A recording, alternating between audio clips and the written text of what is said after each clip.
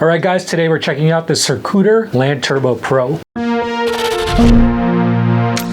All right, so this is a brand new scooter from Circooter. We actually reviewed the Raptor, I want to say a year ago, and that was actually a surprisingly cool scooter. And so this one is basically their latest model. Up close, the details, the build quality, everything about it felt very premium. Very similar to our experience with the Raptor. I feel like they've definitely kind of stepped it up just a little bit in terms of presentation. So before we get into the features, there's just a few things that stood out to me. Color-wise, we have a bit of an orange, black, kind of like a silver or gray, and some more orange and black. These are the kinds of colors that I like, and it feels very modern, slightly futuristic with some of these slots over here. This scooter weighs about 58.9 pounds. So very typical for scooters of this class. I'll show you guys in a second how this thing folds down, but it should be pretty easy to carry up a flight of stairs if you need to. Very easy to store. So here we have a front integrated headlight, very bright. Here we have some side lights, some glowing side lights.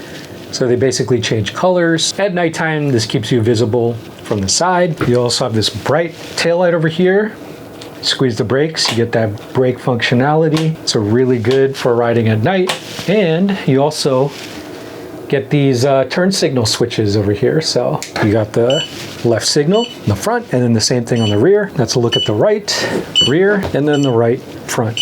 And you also have that audible beep to let you know that the signals are on. So right away, that is a very standout feature to me, having just a full integrated lighting system, not just headlights, not just a tail light. And I'm just a big proponent for having lights on your vehicle. So this is just something that'll definitely make you visible. So we have a 1000 watt motor capable of a top speed of about 32 miles per hour. And the battery system is 48 volts and 15.6 amp hours. Here's the display switch. That is the light button over here. You got the horn, and then this S button is basically changing the riding modes. So this little walking icon means it's on walk mode. Then you get Eco is the next one up, race mode, and then the fastest mode is sport. Now this does have cruise control. So when you hold down the throttle for a certain amount of time, it basically stays on that speed until you hit the brakes, and then it disengages. I actually turned that off, and you can actually do that by holding down the horn and power buttons at the same time. P1, we have it on 0 start. P2, we have cruise control off, and P4 is the odometer. So those are our settings. By default, it comes with cruise control on. So yeah, here's the center mounted display. Very bright, very wide, no complaints there. You also have this integrated bell. It actually has a hidden tracker, so if you unscrew the bell, that is where the tracker is hidden. I'll show you guys in a second how that works with the app. It works with Apple Find My. And then we have a right-hand thumb throttle over here, as well as the ergonomic rubber grips. Now in terms of comfort and control, we do have a front monoshock over here. We also have a rear monoshock. And as far as I could tell, the only adjustments are basically the preload adjustment. In my opinion, having dual shocks on something like this is probably more appropriate, but we'll see when we test it out. But on first glance, I think it looks good. I like the orange spring. We also have 10-inch wheels with the all-terrain tread over here. Feels like kind of a knobby tire, but this is definitely meant for the streets, I think. Now we do have mechanical disc brakes over here. So front and rear mechanical disc brakes. Now, in my opinion, not a big fan of mechanical disc brakes. I think hydraulics would make more sense. I would just make sure to adjust these because it was kind of loose out of the box, but that's like how most mechanical disc brakes are. The scooter just powered off, so when you don't use it for a certain amount of time, it will power itself off. Integrated rear fender, front fender, those are kind of standard things. We have about 18 inches length, I guess, from here to here. And then width-wise, it's roughly about 7 inches on the rubberized matte portion. Should be fine for me. If you have wider feet, maybe it might be a little small, but I think it's pretty standard. The footrest is really nice. I really like how strong the footrest is. Another cool feature with this scooter is that the stem is adjustable. So you have these two different points to lock the stem in. So we had it at its highest point before, and then it locks in this hole. And then if you want to bring it down lower, you just push down, you release this latch over here, push down, and that locks in. And then you can tighten this back up, right? So that feels really low. I don't know if it's probably, you know, for kids that might be a good height, but you do have those options. All right, let's bring the stem back up, and then now we could fold the scooter down. So first you want to release this knob. So this knob is really important. You want to make sure this thing is, you know, turn it clockwise to tighten it all the way, because the last thing you want is for the stem to collapse when you're riding. Definitely had friends who had stems that collapsed on them while riding a scooter, and it is not fun. You could definitely get seriously hurt. So keep that in mind. Make sure that this thing is always tight before you ride.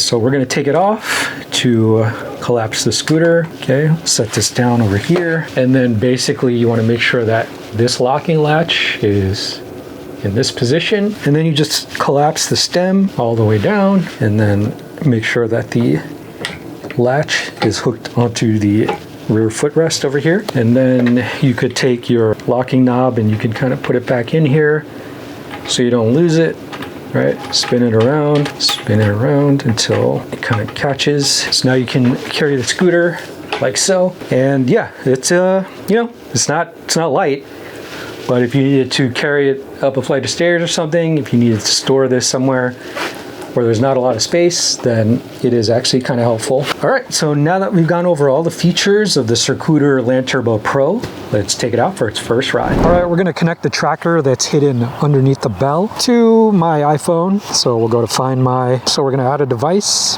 add other item. It's gonna be searching. We got the tracker out. We'll hold down the button, found the tag, my tag, connect. We will call it Landturbo Pro. Continue. Choose an emoji. Just use that. That's the location I'm at. That is, I guess you could also put an Apple AirTag if you don't want to use this tracker. You could just hide it in the bell, but this bell is really easy to take off with a screwdriver, so there's probably better ways to hide it. And an actual authentic Apple AirTag is pretty cheap if you wanted to buy your own. So it's a cool feature, but if you already own an AirTag, probably not a big deal.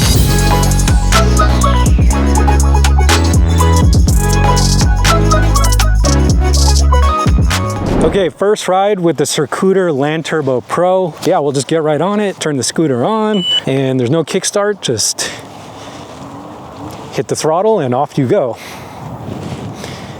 And just, yeah, the tune on Eco feels really good. Super quiet. Right now I'm just trying to get a feel of the balance. Every scooter feels different, depending on the angle of the stem, depending on the tune and the weight of the scooter. So I'm just trying to feel it out here. I always like to have my left leg planted right here. This gives me just, you know, a little bit more stability when I'm turning. Just another point of contact in addition to my hands on the bars. Okay, we'll bump it up to race mode now. And just a little bit more power. Yeah, super easy to ride. Very easy to maneuver.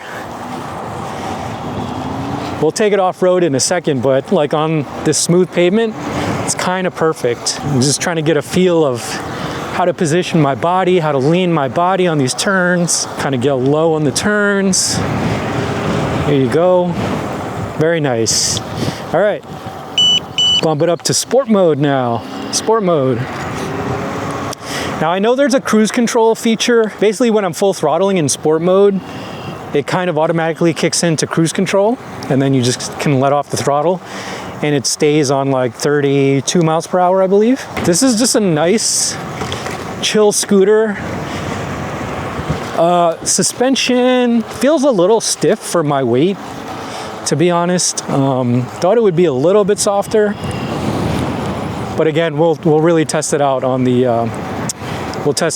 off-road. Yeah, I mean, it's not so powerful that, you know, that you're gonna like basically get thrown off the scooter. There's not enough torque to throw you off balance, which is a good thing. It's just a nice, easy to ride scooter, and it's the best way I could describe it. With the dual motor scooters, those are the ones where like it has a lot of torque and throw you off, but this is just super easy to ride, you know? If you're used to riding rideshare scooters, this is like a step above that for sure. And I just feel really confident, like leaning and, you know, turning over here. And the brakes are, you know, the brakes could be hydraulic disc brakes, but they're decent for what they are. Let's test out the brakes. Let's go over here on this side and I'll build up some speed. Full speed, full throttle, beeping, going 30 miles per hour, and brake.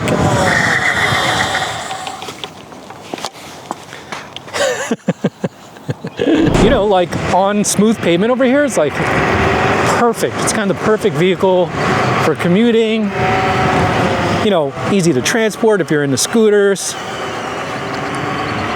I can't get over how smooth the throttle tune feels. It doesn't feel too strong. It feels like just right. And very easy to get accustomed to be honest. Yeah, really nice. Really nice. Okay, should we take it off-road? See how that feels? All right, here we go. Let's see. Off-road. Woo! Oh my gosh. Can we make it up the hill? Full power. It is struggling. Oh man. I'm pinning the throttle down. Trying to get up. Can I get up? Can I get up? Yes! Woo! Oh my god. Yeah, I mean, this is a little uncomfortable. All right, oh my god, going down the hill. I mean, it technically made it up the hill, but yeah, that was whew, that was like rattling my bones. Oh my gosh. All right. Yeah, I mean, can it go off-road? Yes. Does it belong off-road? I don't know. Not that kind of off-road. At least not with steep inclines. You know, I think if you're, you know, transitioning to, you know, like the grass here and then like back on the pavement and then back on the grass, like, yeah, that's fine. You can do that. That's not a problem. But yeah, going on, you know, like a steep incline, that would be really tricky. Maybe just a little bit of an incline like this, right? But even this is, whew, this is a bumpy road. Oh boy. Oh man. Oh, get me off of here. Woo. Back on the pavement. This is where the scooter belongs, on the open pavement. Very nice. Okay, this is my first impression of the Circooter Landturbo Pro. It's got a nice pickup off the line, which comes in handy for starting off from street lights. And the suspension is okay. I'm a heavier guy, so it's not too bad, but even for me, it feels kind of stiff. And I'm just gonna bump it up here to, I think, race mode here.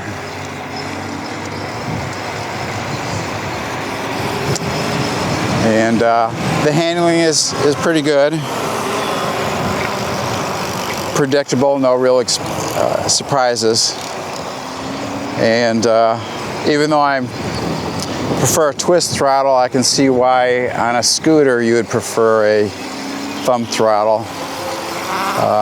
You need to hold on to the bars a little bit firmer in this case, and a thumb throttle lets you maintain a full grip on the handlebars. Like Rick mentioned, it's not going to throw you on your back, and the top speed is, you know, admirable. It should be adequate for pretty much any situation. The brakes are okay. They do an adequate job of stopping, but they're not as responsive as a hydraulic would be. Let's try it on the grass. I'm going full throttle here, and it's kind of bogging down a little bit here. I think it's probably because the tire diameter is a little small. Yeah, when we get back on the pavement, it really takes off. And there's the cruise control. I'm going to turn around. The cruise control engages after a set time holding the throttle. And to release it, you just release the throttle and press again, or you can touch the brakes. Either way will cut off the cruise control. Cruise control can be a good thing, but if it's someone that's not expecting to have it engage, they'll be cruising along and let go of the throttle, and the bike the scooter just keeps on going. And that's kind of the point, but if you're not expecting it, then that could be an issue. It's good, I like it. Scooters aren't exactly my cup of tea, but I am impressed with the design and the technology that they put into it. The lighting is great, and I'm looking forward to seeing that at night. Power levels seem about right for 1,000 watt, so no complaints in that department either. The suspension could be a little bit softer with a little bit more travel, but other than that, it's pretty good. All right, guys, street ride with the Circooter Landturbo Pro. Just a little casual neighborhood ride here. I do have it in sport mode at the moment. So this is actually the highest mode. This is the highest riding mode that it could go on. And like on this kind of terrain where it's just, you know, just like neighborhood streets, this is kind of where something like this actually shines. We did take it off-road, and it was just a little bit, I don't know, it was just a little too bumpy for, you know, riding it on grass or dirt, things like that. You know, even when I'm pinning down the throttle, it's not too strong. And it's just like, yeah, it's just, I guess it says I'm going 24 miles per hour uphill. Not quite sure that's accurate, but that's what it's telling me. But yeah, this neighborhood kind of has a lot of rocky terrain over here, a few potholes, a few obstacles, and it's handling it pretty well. I do feel it though. You know, I do feel the cracks in the road. I think the suspension is, I don't know. It doesn't seem like it's doing much, to be honest. And I know when Paul was on it, he's a little bit heavier than me. Didn't really do much for him either.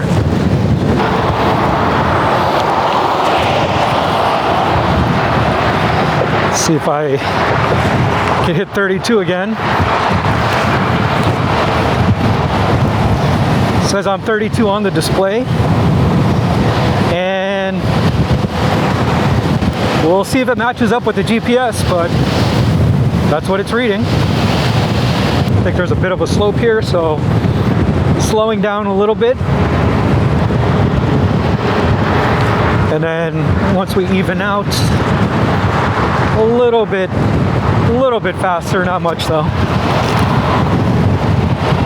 But I'm just having a good time right now. Not going too fast, not going too slow. You know, just kind of riding through the bike lanes, cutting through the park, super silent. Yeah, I mean, it's kind of perfect for that, right? I do have it on 0 start, so don't have it on kickstart mode. That's a preference for me. I don't know if you guys remember the Segway Max G3 video that we did a couple weeks ago. And it didn't have a true 0 start. You kind of had to hit the brakes first and then hit the throttle.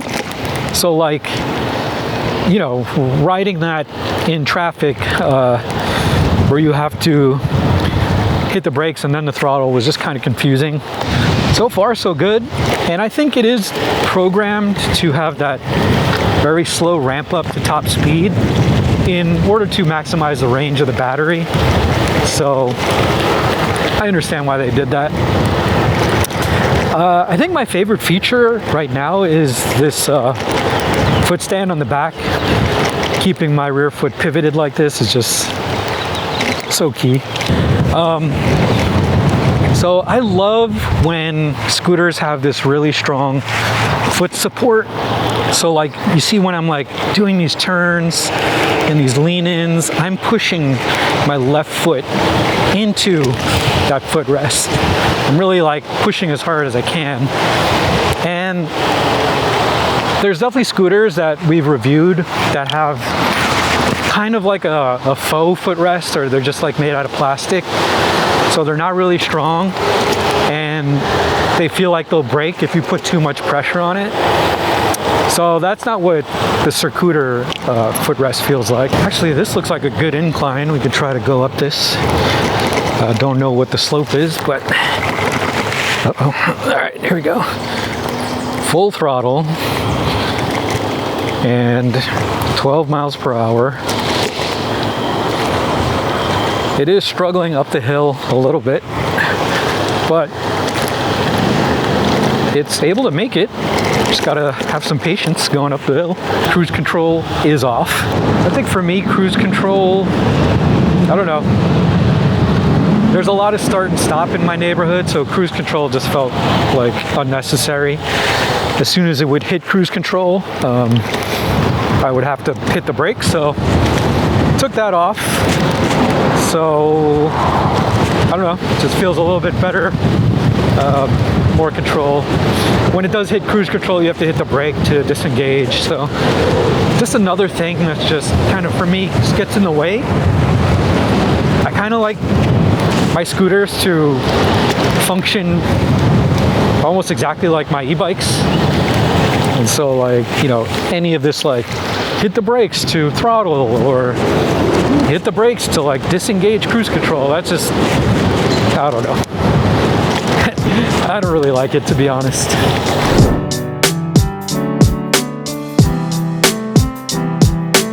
So let's recap the technical specs. The Landturbo Pro is a futuristic-looking electric scooter that weighs just under 59 pounds. It has a full lighting setup that includes an integrated headlight, turn signals, side lights, and taillight with brake functionality. It's powered by a 1,000-watt hub motor and a 48-volt, 15.6 amp-hour battery. We reached about 30 miles per hour of top speed, and in terms of range, it's marketed to hit a max of 34 miles. In real-world use, it's probably closer to about 20 miles. The scooter also features 4 power modes: Walk, Eco, Race, and Sport. Comfort is handled by front and rear monoshocks paired with 10-inch wheels. And for stopping power, it has mechanical disc brakes, although hydraulic brakes would have been ideal. There's also Apple Find My support with a hidden GPS tracker, and a center-mounted display that keeps ride info visible even in bright sunlight. Let's talk about it. First impressions with the Circooter Landturbo Pro. The braking, you know, it stopped me, but mechanical disc brakes, you know, once you're going a certain speed, they kind of get really soft and mushy. That's just the nature of mechanical disc brakes. That's the one thing I think, like off the top of my head, I wish the scooter had. Honestly, it was a really pleasant ride.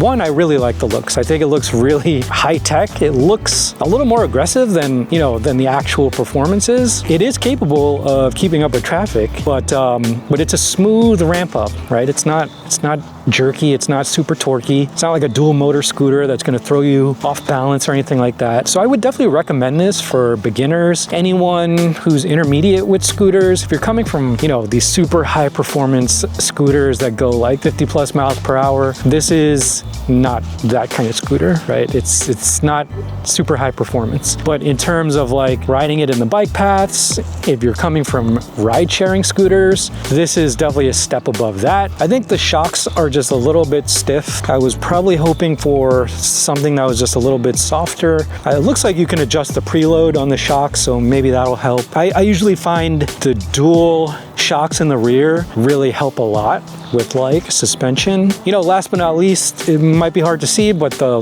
lighting on this thing is like superb. With a bright headlight and a tail light that has brake functionality, like that's a lot of integrated lighting for the price. You also have the multicolor fade in, fade out. Like, that's pretty cool. Like, it's kind of a novelty, but it's also something that makes the scooter visible at night. I think it's a solid option. It's definitely build-wise and quality-wise, for sure, a step above the original Circooter that we reviewed like 2 years ago. Just like everything about it just feels a little bit more premium. So they've definitely stepped up their game. They definitely have a lot more in their lineup, but the Landturbo Pro as something that's just kind of a good all-around scooter, I think it's a solid recommend.